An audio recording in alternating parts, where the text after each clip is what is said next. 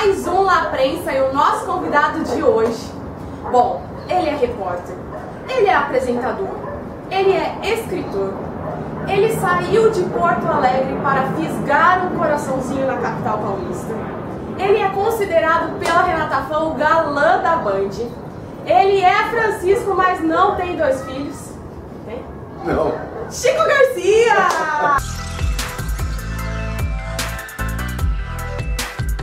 Muito obrigada por ter aceito o nosso convite. Segundo convidado do La Prensa. Olha aí, gostei da introdução. Que prazer participar do quadro.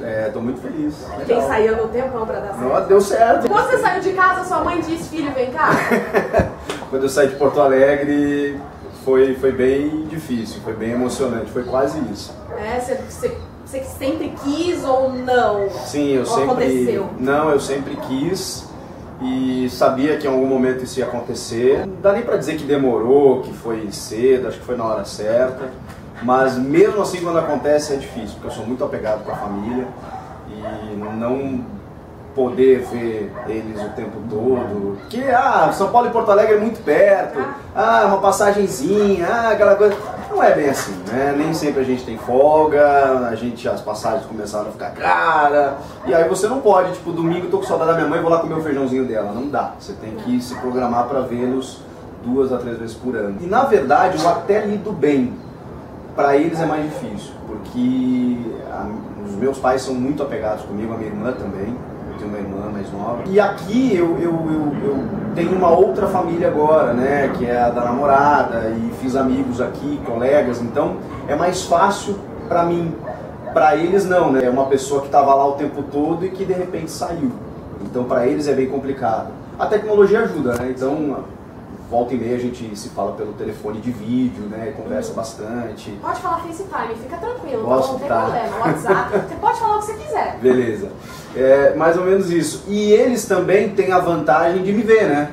Eu não vejo eles, mas eles me veem. Verdade. Então é um evento, todo dia lá, a hora do programa é um evento, lá no almoço, lá de casa, eles param tudo pra me ver na TV. E nessa estrada, quantos anos já de jornalismo? Você começou na rádio, né? Isso, são 17 já. Eu comecei com 19 anos, em 2001, numa rádio da Legião da Boa Vontade, que tinha uma programação ecumênica, mas ao mesmo tempo eles tinham uma bandeira na época, que era Esporte é Vida, Não Violência, e era uma campanha nos estádios, então eles transmitiam os jogos da dupla Grenal. E tinha um programa de esportes diário lá de 15, 20 minutos, então tinha uma equipe de esportes. E eu entrei meio que estudante, assim, num processo meio amador, assim, porque não tinha vaga, e eu fui lá, bati na porta, pedi a vaga, e a supervisora na época ela falou assim: olha, não tem, mas se você quiser vir aqui, a gente até te consegue um vale transporte, você almoça aqui no refeitório, e desse jeito, quando eu vi, eu já estava entrando no programa, o cara falava: dá a agenda de hoje aí de vôlei, basquete e tal, pegava o jornal abria, ia pro ar lá no microfone e falava. Ali dava pra você errar, dava pra você praticar, era uma rádio que não tinha muita audiência, né? O meu pai, eu conto sempre essa história, né? A gente, na época, ele tinha um sítio e aí quando eles iam no final de semana, eu já estava trabalhando, né? Então eu nunca consegui ir com eles. E aí o pai abria o porta-mala do carro e botava na rádio para que a galera lá no churrasco me escutasse. Só que a rádio pegava muito mal. Então era uma chiadeira, as outras rádios pegavam muito melhor. Mas ele: não, vamos ouvir essa, porque daqui a pouco ele vai falar, não sei o que, só que a rádio era uma loucura. E pra quem acha, né, que Chico já começou na Band, não é bem assim, né, pessoal? Todo mundo começa realmente ralando, né, Chico? Nossa, teve essa rádio, aí depois teve uma rádio no interior, tudo sem receber, tudo dando de graça. Arte. Aí depois eu entrei na CBN lá de Porto Alegre, que era uma rádio bem mais conceituada, né? No geral, produtor, fui para produção da Gaúcha, que é uma grande rádio lá também, com muita audiência, produção geral, até que eu comecei a fazer umas reportagens, tudo no geral. Aí só em 2007 que eu migrei para o esporte, porque tinha uma vaga de um comentarista de arbitragem, e aí entrou a arbitragem na minha vida. Aí eu fiz um curso. Fez curso? Fiz o curso que os árbitros todos fazem lá na federação. Que legal. Para poder comentar a arbitragem. Eles têm digamos, um método lá muito legal. Porque normalmente as emissoras pegam ex-árbitros. Lá não. Lá eles tinham a ideia de pegar um jornalista com a regra para transmitir com a linguagem jornalística, traduzir o arbitrês, né? Tá. E eu fiz esse curso e comecei a comentar a arbitragem. Foi assim que eu entrei, né? Eu voltei, na verdade, para o jornalismo esportivo. Só que eu também, chegou um tempo, uma hora, eu queria comentar outras coisas que não polêmicas, VAR e pênalti, impedimento. Eu queria comentar sobre futebol. E aí que eu fui para a Band, lá. E aí que tudo aconteceu. Gente, é a Nala, tá? A cachorrinha do Chico. Tá acontecendo alguma coisa que a Nala tá um pouquinho nervosa. Ela fica vendo os cachorros lá embaixo, ela fica doidinha. Bom, você lida muito bem com redes sociais, pelo que eu te acompanho. Primeiro, time do coração você nunca escondeu. Então é engraçado isso. Você não escondeu, mas chegou o momento que você precisou mudar. Não, é engraçado isso, porque eu nunca assumi o meu time. Tá. Embora talvez não precisasse. Que acontece? No Rio Grande do Sul você não pode fazer isso. É algo quase que proibido por lei, porque as pessoas, eu entendo que não estão preparadas para isso. Mas eu acho que não é só lá, Chico.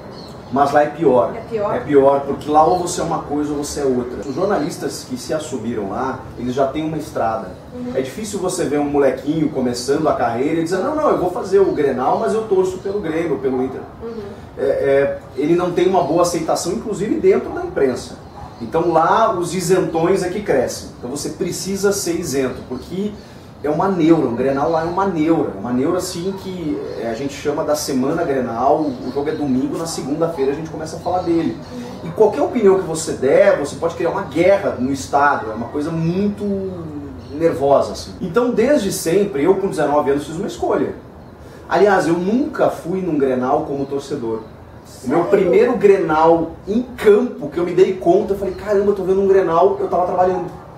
Porque o meu pai tinha muito medo da violência e tal, e então eu nunca fui como torcedor. Quando eu vi que eu estava assistindo um Grenal à beira do campo, assim como um repórter, segurando o microfone, e aí eu tive que fazer uma escolha. Eu falei, a partir de agora eu não torço mais. E eu parei de torcer. Parou de torcer? Total. Eu nasci gremista. Porém, eu acompanhei um jejum de 15 anos do Grêmio, sem ganhar nada. E vendo o Inter ganhar tudo. Tá. E eu me emocionava com as conquistas do Inter, porque eu cobri as 2 Libertadores do Inter, o Mundial do Inter, não em loco, mas eu cobri como repórter, como comentarista de arbitragem, e eu vi tudo aquilo e eu me emocionava porque você acaba convivendo com as pessoas e aí você aprende a torcer por pessoas. Isso é real. Então as pessoas não entendiam, meu pai não entendia. Você não é mais gremista? Eu falei, não pai, ficou lá atrás, eu não tenho mais por que torcer. Quando eu vim para São Paulo, eu meio que distanciei de lá. E aí quando você distancia, eu comecei a cobrir o São Paulo, o Palmeiras, o Corinthians, o Santos e todo o resto, vira uma espécie de refúgio da sua identificação primata, uma coisa meio louca, né? Porque eu tô aqui e o Grêmio, os jogos do Grêmio, eles me remetem ao meu pai, então a gente fica trocando mensagem no WhatsApp e fica vendo o jogo, ao Rio Grande do Sul, as coisas de lá, faz com que eu acompanhe o futebol de lá.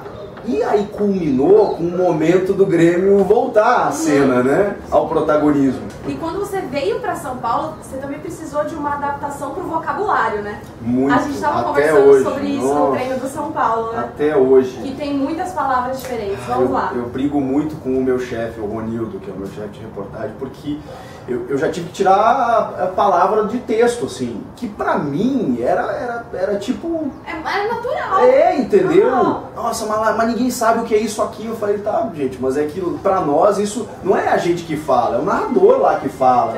Teve um texto uma vez que eu tava construindo uma matéria que eu falei assim, o fulano cruzou e o ciclano torneou de cabeça. E aí quando eu gravei e tal, e o editor me chamou e falou assim, cara, torneou? Eu falei, torneou, ele fez esse movimento, torneou. Não, a gente não sabe o que é isso aqui. Eu falei, não é possível. O cara torneou de cabeça, é simples, torneou de cabeça. Não tá legal. Mano, eu fiquei muito contrariado. Eu tive que tirar do texto, porque ninguém ia entender. Por exemplo, vocês chamam o gol de gol, né? Para gol, nós. traves, travessão. Viu só como é complicado? Porque gol são 2 coisas, né? Gol é o ato da bola entrar no gol e Gol, pra vocês. Tá. Mas não, o gol é o gol, cara. O gol é o gol. O cara comemorando. Aquilo lá se chama goleira. Pra nós é a goleira. A gente faz o gol na goleira. E também, a gente tem expressões, não sei, militares. A gente aqui ou você? A gente, Rio Grande do Sul. Por exemplo, o banco de reservas, pra nós é casa-mata.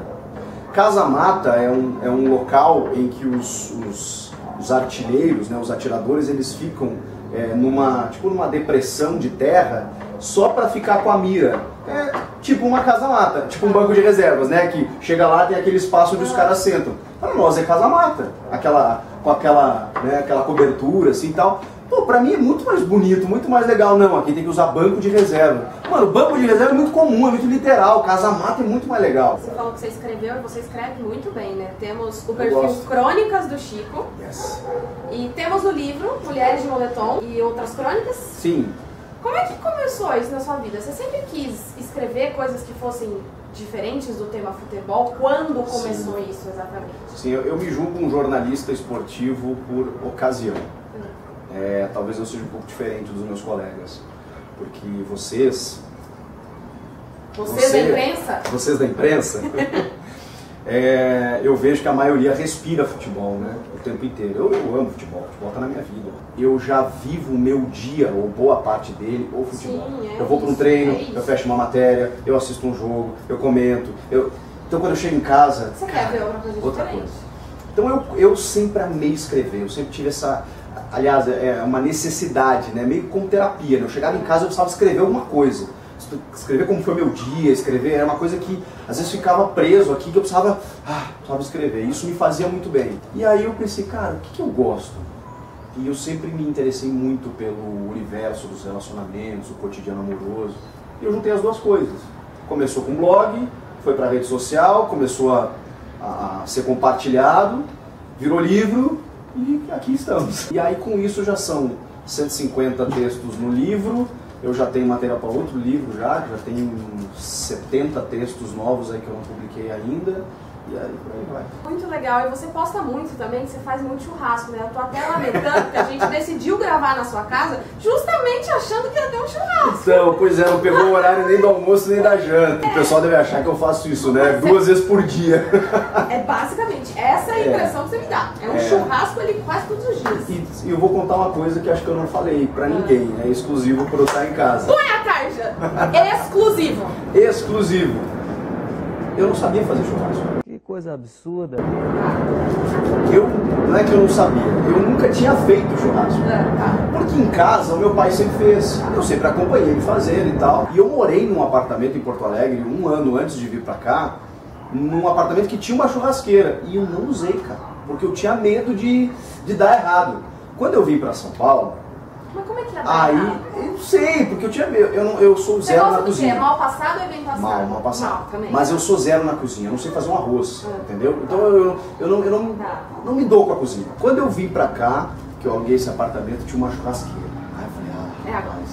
Aí o meu pai, quando veio no Réveillon, eu falei, pai, só me dá o beabá. Aí ele, salga aqui, beleza. A partir de então eu comecei a fazer um test drive, comecei a gostar, a minha namorada adora mal passada também, então eu acertei o ponto da carne para nós dois. Se você quiser qualquer coisa, a gente E aí a gente começou a testar direto, e aí eu comecei a comprar, agora eu vou comprar uma carne diferente.